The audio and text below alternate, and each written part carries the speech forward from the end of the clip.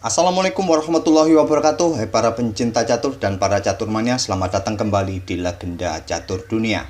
Hari kedua Super Bet Chess Classic sudah dimainkan tadi malam. Ada dua game yang berakhir menang kalah. Dan berikut hasil-hasil yang terjadi tadi malam. Yang mengejutkan, MVL atau Maxime Lagravière dikalahkan pecatur non-unggulan tuan rumah Daniil Bogdan, yang kemarin sempat membuat Anish Giri juga kerepotan. Daniil Bogdan ini masih cukup muda kawan, masih berusia 19 tahun. MVL kalah saat dia pegang putih. Di sisi yang lain, pecatur tuan rumah lainnya Constantin Lupulescu dikalahkan oleh Fabiano Caruana dan sisa 3 partai lainnya berakhir remis. Dan inilah klasemen sementara sampai putaran atau babak kedua kawan. Dan pagi ini kita akan ulas game dari Fabiano Caruana. Kita langsung saja ke atas papan. Fabiano Caruana di sini pegang putih kawan, mengawali permainan dengan pion E4 dibalas dengan pion E6. Lawannya Constantin Lupulescu bermain dengan French defense. Pion D4, pion D5, kuda C3 menawarkan variasi Winawer jika gajah ke peta B4, tapi hitam memainkan jalur klasik kawan, kuda F6. Dan putih bisa saja memainkan pion E5 kemudian kuda lompat ke D7, tapi Fabiano Caruana memilih langkah gajah ke G5 dan dibalas dengan langkah pion D pukul pion E4. Kita dapati variasi burn dari French defense. Dipukul balik oleh kuda putih, selanjutnya hitam mengembangkan kuda B ke D7 untuk memberikan backup lebih bagi kudanya, dan Fabiano Caruana melanjutkan pengembangan kuda F3. Pion H6 menyerang gajah.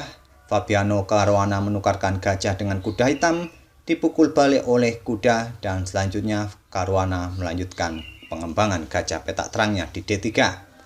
Dan Constantin Lupulescu pun kembali menukarkan kudanya, kuda pukul kuda E4, dipukul balik oleh gajah, selanjutnya pion C5. Sebuah langkah yang standar di permainan French defense atau merupakan ciri khas dari French defense adalah pion C5 ini kawan. Di sini apabila tantangan ini diterima dengan langkah pion pukul pion, kemungkinan hitam akan melakukan pertukaran menteri. Fabiano Caruana menghindari pertukaran menteri di awal permainan ini kawan. Dia melangkahkan menterinya ke E2, membiarkan hitam untuk melakukan pertukaran pion pusat. Dan nantinya putih akan melanjutkan rokade panjang, bersiap pukul pion hitam ini kembali. Pion hitam ini sudah tidak bisa di backup lagi kawan. Bila dengan pion E5 maka akan dipukul oleh kuda. Jika gajah membackup dengan atau ke peta C5, menteri putih akan ke peta B5 melakukan skak, dan tentu di langkah berikutnya kemungkinan hitam akan resign. Jadi pada posisi seperti ini tadi, hitam tidak tergoda melakukan pertukaran. Dia melangkahkan menteri ke A5 skak, ditutup oleh pion C3, pion C pukul pion D4, dipukul balik oleh kuda, dan selanjutnya gajah hitam ke E7, dibalas oleh Caruana dengan langkah rokade panjang. Kali ini menawarkan pion A2-nya untuk dipukul oleh menteri hitam. Pada tahun 2020, ada satu game yang memakai atau sampai diagram seperti ini di langkah ke-13-nya. Dan di langkah berikutnya hitam membalas dengan langkah menteri pukul pion A2 ini. Dan permainan pun berakhir dengan kemenangan putih di langkah ke-22. Tapi di game ini kawan, Constantin tidak pukul pion A2 ini. Dia memilih langkah rokade pendek. Dan kita dapati sebuah permainan atau diagram baru yang belum pernah dimainkan sebelumnya di langkah ke-13 ini. Apa sih salahnya kawan jika hitam pada posisi seperti tadi pukul pion A2 dengan menteri? Menteri putih akan ke B5 skak. Dan jika ditutup oleh gajah, menteri akan pukul pion B7 dan putih akan mendapatkan posisi yang cukup kuat. Raja hitam akan tertahan untuk melakukan rokade pendek karena gajahnya tertahan oleh menteri putih. Dan di langkah berikutnya juga putih akan menempatkan gajahnya di peta C6 untuk beradu dengan gajah hitam ini kawan. Walaupun di sini menteri hitam bisa melakukan skak, tapi skaknya juga nanti akan menjadi skak yang percuma, yang mudah saja diantisipasi oleh putih. Jadi pada posisi seperti ini tidak ada keuntungan bagi hitam setelah pukul pion A2 tadi. Jadi di permainannya tadi kawan, pada posisi ini dia tidak tergoda pukul pion A2, Konstantin melakukan rokade pendek dan Fabiano Caruana membackup pion A2-nya dengan menggeser raja ke B1. Beteng hitam digeser ke D8, gajah turun ke C2, persiapan mengosongkan petak bagi menterinya ditempatkan di peta E4. Gajah hitam berkembang ke D7, melanjutkan pengembangan juga mengosongkan petak bagi betengnya untuk ditempatkan di lajur yang terbuka, dan juga mungkin persiapan untuk beradu dengan para perwira putih nantinya. Dan di sini Fabiano Caruana tetap melanjutkan rencananya dengan menteri ke E4. Tentu saja mengincar ancaman skakmat di langkah berikutnya setelah raja bergeser ke F8 dan menteri akan ke peta H8 skakmat. Diantisipasi dengan langkah pion G6, sekarang pion H4. Pada posisi ini kawan, langkah yang cukup rasional adalah pion H5 balasan bagi hitam untuk menghentikan pion di lajur H ini. Tapi mungkin yang ditakutkan adalah pion G4 selanjutnya oleh putih. Walaupun hitam nantinya bisa menyerang menteri dengan gajah di C6, menyerang menteri serta beteng di belakangnya, ini akan memaksa pertukaran kuda dengan gajah, dan di langkah berikutnya juga tidak ada keuntungan apapun bagi hitam dengan pion H5 tadi. Di sini hitam membalas dengan langkah gajah ke peta A4 untuk beradu dengan gajah peta terang putih, sehingga tidak ada dukungan bagi menteri putih untuk memberikan ancaman di sayap raja. Tantangan diterima, gajah pukul gajah, dipukul balik oleh menteri. Sekarang pion H5 lanjut Fabiano Caruana ingin membuka satu lajur di sayap raja. Tantangan ditolak dengan pion G5 dan menteri pukul pion B7 lanjut Caruana. Langkah ini sebetulnya cukup beresiko. Dengan adanya lajur B yang terbuka kawan, bisa saja dimanfaatkan oleh beteng hitam. Tapi pada posisi ini hitam pun juga kalah tempo kawan, karena posisi gajah terancam. Dan maksud dari pukul pion B7 tadi jelas tujuannya untuk memenangkan satu pion, dan di langkah berikutnya mungkin akan memaksakan pertukaran menteri di peta B5 mungkin, atau di peta C6. Di sini hitam membalas dengan langkah gajah ke peta C5, sebuah langkah yang kurang akurat kawan. Patutnya pada posisi ini tadi hitam bisa menempatkan gajah di diagonal panjang A1 H8 ini, mungkin di peta F6 ataupun mundur ke peta F8 terlebih dahulu yang akan menempatkan nanti di peta G7. Tapi Konstantin langsung menempatkan gajah di peta C5 ini, yang mungkin bersiap beradu dengan atau siap pukul kuda di peta D4 nantinya. Tapi kesempatan atau tempo untuk beradu dengan kuda putih sudah tidak ada lagi kawan. Dengan kemenangan atau unggul satu pion, di sini Fabiano Caruana ingin mengajak bertukar menteri, menempatkan menterinya di C6, melakukan double attack bagi menteri serta gajahnya.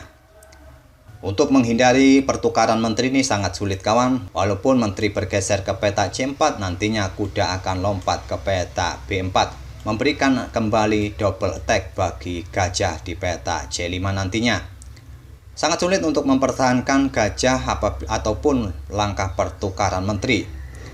Jadi pada posisi ini Konstantin langsung menerima langkah pertukaran menteri. Menteri pukul menteri, dipukul balik oleh kuda. Selanjutnya Konstantin juga melakukan pertukaran beteng, dipukul balik oleh beteng putih, dan selanjutnya gajah pukul pion F2. Dan jumlah pion pun kembali seimbang kawan. Di sini putih mempunyai pion mayoritas di sayap menteri, sedangkan hitam mempunyai pion mayoritas di sayap raja.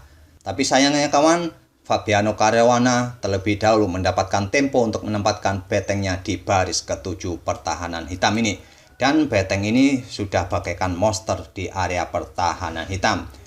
Dalam permainan babak endgame kawan, jika beteng lawan sudah menempati baris kedua atau baris ke-7 pertahanan lawan, langkah ini sangat ditakuti oleh lawan-lawan, dan raja nantinya juga tidak bisa berbuat apa-apa, dan akan menjadikan para perwira lainnya akan semakin pasif untuk bertahan. Di langkah berikutnya hitam pada posisi ini sudah tidak bisa atau tidak banyak yang bisa dilakukan kawan. Di sini Konstantin langkah pion F6.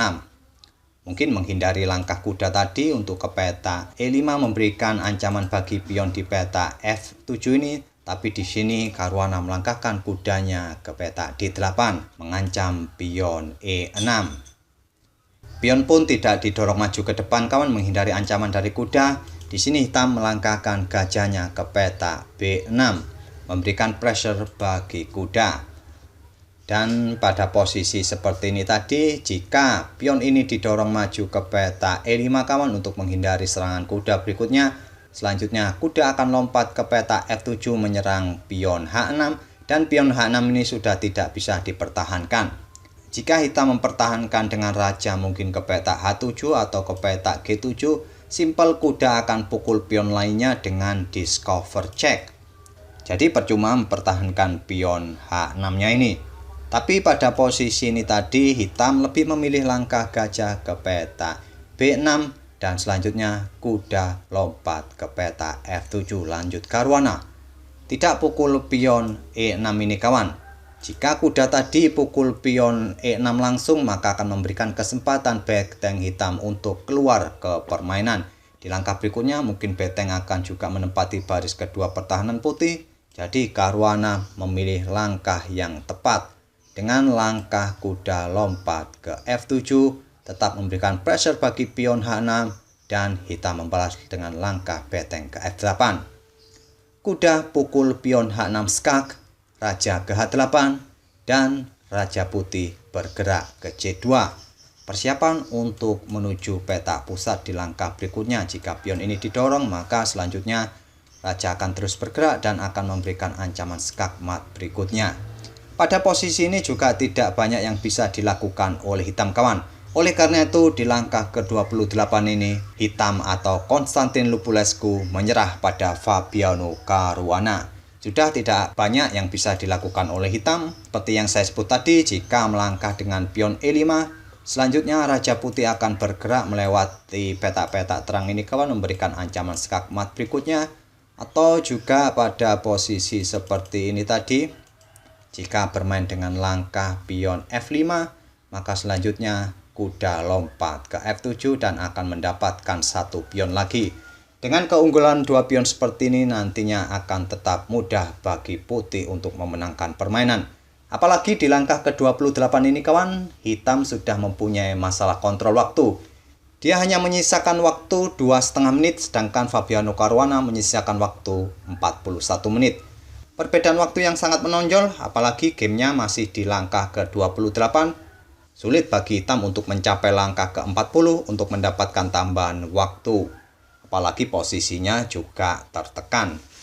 Oleh karena itu di langkah ke-28 saat raja putih ke C2, hitam pun menyerah. Itulah kawan permainan Fabiano Caruana melawan Konstantin Lupulescu di babak kedua Superbet Chess Classic tadi malam. Dengan perolehan kemenangan ini mengantarkan Fabiano Caruana menduduki posisi puncak bersama Daniil Bogdan yang merupakan pecatur tuan rumah. Tapi turnamen masih cukup panjang kawan, masih menyisakan 7 partai lagi. Kita akan bertemu di video-video berikutnya kawan. Semoga permainan kedua pemain tadi bisa menghiburkan kawan di Senin pagi ini dan selamat beraktivitas. Terima kasih. Wassalamualaikum warahmatullahi wabarakatuh.